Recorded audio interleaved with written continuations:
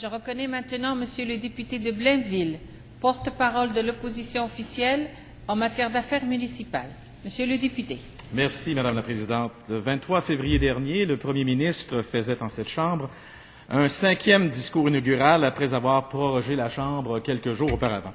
Un discours qui avait surtout pour but de faire oublier les bévues, la mauvaise performance du gouvernement. Un discours qui venait créer une sorte de diversion, un discours qui tentait de redorer l'image du Premier ministre et de son gouvernement qui a perdu la confiance de la population du Québec, et pour cause, Madame la Présidente. Perte record de la Caisse de dépôt et de placement, dossier controversé des fiers, attribution de places dans garderie plutôt de façon controversée, allégations de corruption et de malversation mettant en cause le secteur de la construction, le processus d'octroi de contrats publics, refus obstiné du gouvernement d'accéder à la demande de la population de tenir une commission d'enquête publique, ce qui a eu pour conséquence de miner la réputation et la crédibilité de toute la classe politique au Québec, et plus particulièrement dans le milieu municipal, où, en raison de l'inaction du gouvernement, devant des faits troublants, commis par une minorité d'élus, il faut le dire, Madame la Présidente, et dévoilés par les journaux, eh bien, résultat, la population du Québec croit aujourd'hui que c'est l'ensemble des maires et des conseillers municipaux qui agissent à l'encontre de l'intérêt des citoyens et des citoyennes du Québec, alors que dans les faits, la très grande majorité des politiciennes et politiciens municipaux, ainsi que de mes collègues à l'Assemblée nationale, font un travail avec intégrité. Par son laxisme, son refus de mettre en place une commission d'enquête publique combinée avec les enquêtes policières, et ce, même si aujourd'hui, seul le Premier ministre et son parti refusent de faire la lumière sur l'industrie de la construction et le financement des partis politiques, par son inaction donc, Madame la Présidente, c'est toute la population du Québec qui désavoue ces instances politiques, ainsi que les femmes et les hommes qui les représentent.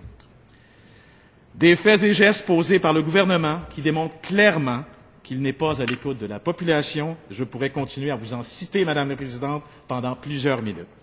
Qu'a donc fait le gouvernement pour corriger le tir, pour remettre le citoyen au centre de ses priorités? Un nouveau discours du trône, rempli de mesures, il faut le dire, superficielles, qui n'adressent pas les vraies préoccupations et problèmes vécus par la population du Québec. Un discours cosmétique pour redorer le blason du Premier ministre.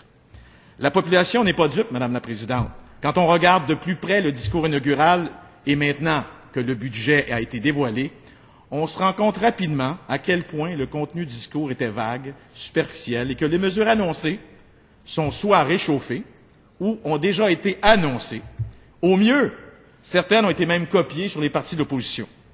On le sait maintenant, la plupart des mesures proposées ne suffiront pas à relancer le Québec, un Québec gouverné par un gouvernement en fin de mandat, un gouvernement usé qui a perdu la confiance de la population.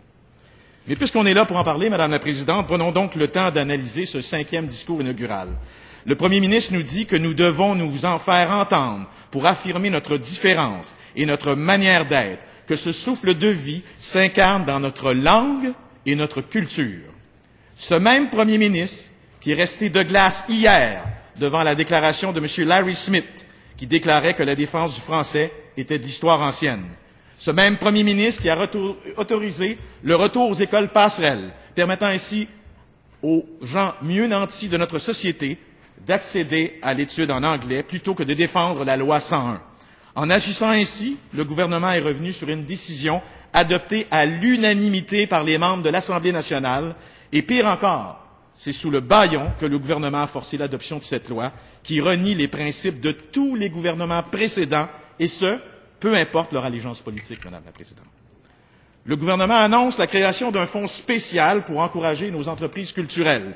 Une mesure intéressante en soi, évidemment, mais cette mesure est devenue un passage obligé, Madame la Présidente, pour le gouvernement, puisqu'elle vient combler le manque à gagner du gouvernement fédéral suite aux coupures en culture faites par ce dernier. Fidèle à ses habitudes, le gouvernement libéral n'a pas su négocier fermement pour que le gouvernement du Canada maintienne ses engagements envers le Québec en matière de culture. Cela démontre une fois de plus l'inefficacité et l'incapacité du gouvernement quand vient le temps de défendre les intérêts des Québécois et des Québécoises auprès du gouvernement du Canada. Le Premier ministre affirme dans son discours que les décisions, orientations et politiques s'inscriront à l'intérieur du cadre financier très rigoureux qu'il a établi il y a 1 an et demi, un cadre financier où le gouvernement s'est engagé, rappelons-le, à contribuer à la hauteur de 62 % de l'effort collectif. Madame la Présidente, maintenant que nous avons pu analyser le budget, force est de constater que ce sont les citoyens du Québec qui vont faire le grand effort et qu'au lieu de contribuer à 38 % tel que promis, eh bien, les Québécoises et les Québécois assumeront 59 % de l'effort budgétaire. Depuis son élection, ce gouvernement n'arrive pas à rencontrer ses objectifs de contrôle de dépenses et pour 2009-2010, alors que les dépenses de programme ne devaient progresser que de 4,5 %, c'est une croissance substantielle de 5,7 % que c'est terminé en 2009-2010. L'atteinte à l'équilibre budgétaire 2013-2014 est donc grandement fragilisée par un déficit qui atteint maintenant 3,8 milliards en 2011-2012, soit 900 millions de plus que ce qui était prévu dans le plan de retour à l'équilibre budgétaire présenté l'an dernier. Ce dépassement se répercutera évidemment sur le déficit 2012-2013 qui passera de 1,2 milliard à 1,5 milliard. Alors, comment le premier ministre peut-il espérer faire croire aux Québécoises et aux Québécois qu'il arrivera à rencontrer son objectif de limite de dépenses de 2,8 % alors qu'il est actuellement à 5,7 et qu'il n'a jamais rencontré ses objectifs par le passé? Madame la Présidente, comme nous avons pu le constater lors de la présentation du budget et suite au discours inaugural, c'est encore une fois dans les poches des citoyennes et citoyens du Québec que le gouvernement ira puiser son manque à gagner, en plus d'atteindre un niveau d'endettement sans précédent. Ce même gouvernement qui a utilisé une fois de plus le bâillon pour abolir la loi anti-déficit, un gouvernement qui demeurera dans l'histoire comme étant le gouvernement qui aura le plus endetté le Québec. Après une croissance, donc avec une croissance de la dette de 3,4 milliards par année, le gouvernement actuel a ajouté près de 55 milliards de dollars à la dette du Québec. On peut maintenant affirmer, et c'est malheureux, que 30 % de la dette du Québec est attribuable à la mauvaise administration du gouvernement libéral. Par ailleurs, le gouvernement libéral a contracté des obligations qui n'apparaissent pas actuellement dans le budget, mais qui vont apparaître dans plusieurs années, et seulement pour les deux dernières, ces engagements ont augmenté de 34 %. Un gouvernement qui se prétendait, Madame la Présidente, champion d'économie. Madame la Présidente, la dette brute du Québec s'élève à près de 163 milliards de dollars, ce qui représente 54 % du produit intérieur brut. Au cours des 5 prochaines années, la dette brute du gouvernement augmentera de près de 32 milliards pour atteindre 193 milliards de dollars en 2015. D'ici 2 ans, les intérêts sur la dette auront augmenté de 2,2 milliards pour un total, tenez-vous bien, Madame la Présidente, de 10,1 milliards de dollars. Le Québec est la plus endettée des provinces du Canada et se situe au 5e rang des pays industrialisés les plus endettés de l'OCDE. C'est autant d'argent qui ne sera pas investi dans l'éducation, la santé, l'emploi, des thèmes qui sont des priorités pour le gouvernement, si l'on en croit le premier ministre dans son discours inaugural. Mais revenons au discours, Madame la Présidente, et aux priorités du gouvernement, alors que le taux de décrochage actuel est autour de 26 %, que 1 garçon sur 3, soit environ 35 %, fait l'école buissonnière, alors qu'un grand nombre d'élèves éprouvent des difficultés d'apprentissage, ont des problèmes d'attention et qu'il y a un manque flagrant de ressources, des orthopédagogues par exemple. Pour soutenir les élèves en difficulté, le premier ministre annonce que chaque classe aura son tableau blanc intelligent et que chaque professeur aura son ordinateur portable. Madame la Présidente, évidemment, je viens de l'industrie de la technologie, je ne suis pas contre la technologie, mais franchement, est-ce que ce gouvernement croit vraiment que cette mesure et un retour au vouvoiement tel que souhaité par le premier ministre viendront réellement contrer le décrochage scolaire? Eh bien, si c'est le cas, Madame la Présidente, je pense que le gouvernement est, lui, décroché de la réalité. Et suite à l'annonce de ces mesures, eh bien, Madame la Présidente, le président de la Centrale des syndicats du Québec, M. Régent Parent, disait que les propositions contenues dans le discours ne correspondaient pas aux besoins réels du milieu. M. Parent déclarait que les 100 000 enseignants du Québec pourraient certainement préférer un investissement en ressources humaines plutôt qu'en ressources informatiques. Et de son côté, le président de la Fédération autonome de l'enseignement, M. Pierre Saint-Germain, déclarait ceci: « On est des millions On a donc des millions pour des accessoires et des machines, mais pas un sou pour l'aide directe aux élèves en difficulté. En fait, c'est une réponse tape à l'œil à des problèmes complexes. On investit dans la quincaillerie alors qu'on devrait prioritairement investir dans des ressources pour subvenir aux besoins des élèves en difficulté. Madame la Présidente, le gouvernement a oublié la chose la plus importante dans son discours inaugural, mettre les citoyennes et les citoyens au cœur de ses priorités. En matière d'affaires professionnelles, de formation professionnelle, notre collègue le disait, le premier ministre annonce une rencontre entre les partenaires de la formation professionnelle et de l'éducation, couronnée par un forum national. L'idée est intéressante. Cependant, ce n'est pas la première fois qu'on en parle. C'est pas la première fois que le gouvernement dit qu'il faut faire l'adéquation entre la formation professionnelle et les besoins du milieu. Le gouvernement l'a déjà évoqué dans son discours inaugural de 2009. Ça a été ensuite repris lors du sommet économique de Lévis en 2010. C'est également dans le budget de 2010. Et je ne serais pas étonné qu'on ait droit à une série de conférences de presse sur le sujet en 2011, peut-être 2012 aussi. Je pense qu'il serait grandement temps de passer des bonnes intentions aux réelles actions. Parlons de réchauffer. Le premier ministre nous a de nouveau parlé du plan Nord. 5e, 6e, 7e, en fait, j'en perds mon latin, Madame la Présidente, annonce en 2 ans. On nous a promis à nouveau que les détails de ce plan seraient connus dans quelques semaines. Le premier ministre fait miroiter des projets d'aéroports nordiques, de routes, de plans miniers, de ports en eau profonde, etc., etc. Mais au-delà des rêves d'infrastructures gigantesques, il y a une réalité bien terre à terre qui consiste à donner des conditions de vie décentes à la population du Nunavut. Donc, avant de rêver, il faudrait peut-être au moins répondre à l'un des besoins primaires de l'être humain, se loger, Madame la Présidente. Madame la Présidente, l'Office municipal de Kativik estime que 1000 unités de logement seront nécessaires au Nunavik, et c'est sans compter les demandes additionnelles dans les prochaines années. Au Nunavik, presque 50% des unités de logement sont occupées par plus d'une famille.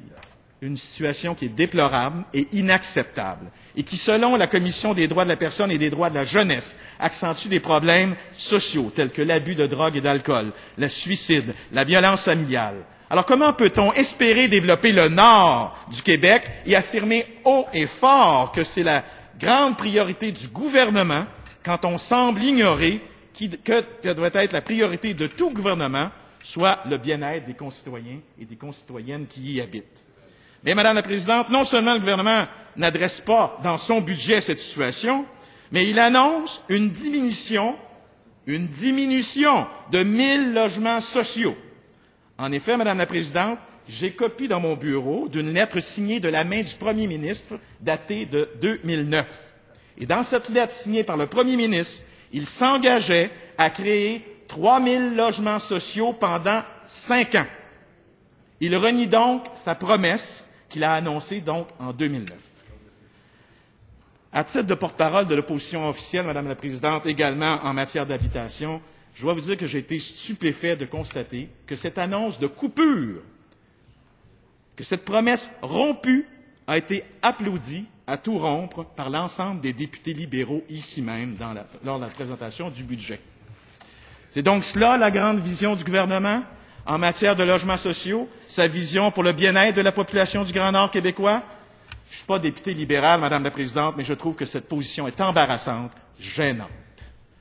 Parallèlement à cela, les richesses minières du Nord sont exploitées au coût le plus bas dans tout le Canada, alors que les autres provinces tirent une proportion importante de leurs revenus par des redevances sur les ressources naturelles. Par exemple, on parle de 17% en Alberta, 18% en Saskatchewan, 29% à Terre-Neuve. Le ministre des Finances confirme que le Québec donne littéralement ses ressources en ne retirant que 1% de ses revenus. Alors, il n'est pas étonnant que le gouvernement coupe dans les logements sociaux et ne soit pas en mesure financière d'assurer une qualité de vie décente aux nations inouïes. L'avenir du Grand Nord passe obligatoirement par sa population. Elle passe par l'épanouissement de sa jeunesse, par la concrétisation de meilleures conditions de vie, quel que soit le projet, le plus beau soit-il, il ne pourra pas se réaliser, Madame la Présidente, si on n'est même pas capable d'assurer les besoins primaires de tout être humain. Un logis décent pour tous, une nourriture à un prix abordable. Il me semble que ce sont des priorités qui auraient dû être au premier rang des priorités du gouvernement, ainsi que les moyens pour y parvenir. Eh bien, avec une 6e annonce consécutive du plan Nord dont les détails sont pour l'instant inconnus, c'est là la mesure du gouvernement pour venir aider le Grand Nord. Dans son discours inaugural du 23 février dernier, le premier ministre nous disait que l'éducation, le berceau de tous les talents, est la priorité numéro 1 du gouvernement et qu'au sommet de notre réseau d'éducation se trouvent les universités. Madame la Présidente, je cite le premier ministre qui affirmait que les universités sont pour l'avenir du Québec des institutions stratégiques qui permettent de rivaliser avec la course mondiale vers le savoir et l'innovation. 3 semaines plus tard, lors du dépôt du budget, hausse importante des droits de scolarité. 325 $ par année pendant 5 ans pour un total de 1 625 $ à terme. C'est la 2e annonce de ce type que ce gouvernement fait. Il faut se rappeler qu'il a déjà porté les frais de scolarité de 1 668 à 2 168 entre 2007 et 2012, et il les porte maintenant de 2 168 à 3 793 pour la période 2012 à 2017, une hausse combinée de 125 %. Et pendant ce temps-là, bien, nos étudiants regardent, par exemple, à l'Université Concordia, les 2 derniers recteurs qui ont quitté leur position après des mandats de 2 ans chacun, en empochant des primes de dollars qui totalisent 1,7 million de $. Le Journal de Montréal nous apprenait il y a quelques semaines, et je le cite, que plus de 62 millions de $ ont été versés en indemnité de départ à 1 295 professeurs, chargés de cours, cadres, employés, professionnels qui œuvraient dans 15 universités. Et le pire, la vaste majorité de ces primes ont été distribuées à des personnes qui ont volontairement pris leur retraite. Madame la Présidente, pour avoir travaillé pendant 30 ans dans le milieu privé, moi je peux vous affirmer une chose, que la plupart du temps, des primes de départ, elles sont versées lorsqu'une entreprise demande à un employé de quitter, le met à la porte, mais très rarement quand l'employé lui-même décide de quitter. Le réseau universitaire, Madame la Présidente, est financé à la hauteur de 2,9 milliards par le gouvernement du Québec. C'est l'argent des contribuables qui sert à payer les ponts d'or aux employés qui quittent volontairement leur emploi. Et évidemment, les étudiants ont une part de responsabilité, une contribution à faire à la communauté, mais en voyant ce qui se passe actuellement dans le réseau universitaire, comment peut-on les blâmer de refuser l'effort supplémentaire qui leur est demandé? Une preuve donc supplémentaire que les citoyennes et citoyens du Québec ne sont pas au centre des priorités de ce gouvernement, Madame la Présidente. Les citoyens sont tellement pas la priorité de ce gouvernement que le premier ministre n'a pas dit un mot sur les 15 000 places en garderie supplémentaires qu'il devait accorder. Et nous avons compris pourquoi, lors du dépôt du budget, alors que les places promises lors de la campagne électorale de 2008 ne se réaliseront pas vraiment pas dans ce mandat, si on croit les prévisions budgétaires. Madame la Présidente, en terminant, parce que le temps file, je pense qu'il était clair que le gouvernement n'a pas mis les citoyens au cœur de ses priorités. À mon sens, il ne s'agissait pas d'un discours inaugural, mais plutôt d'un discours final, Madame la Présidente. Bravo.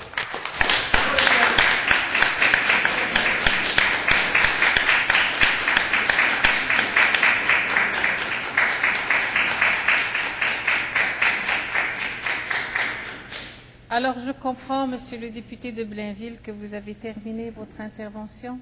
Très bien.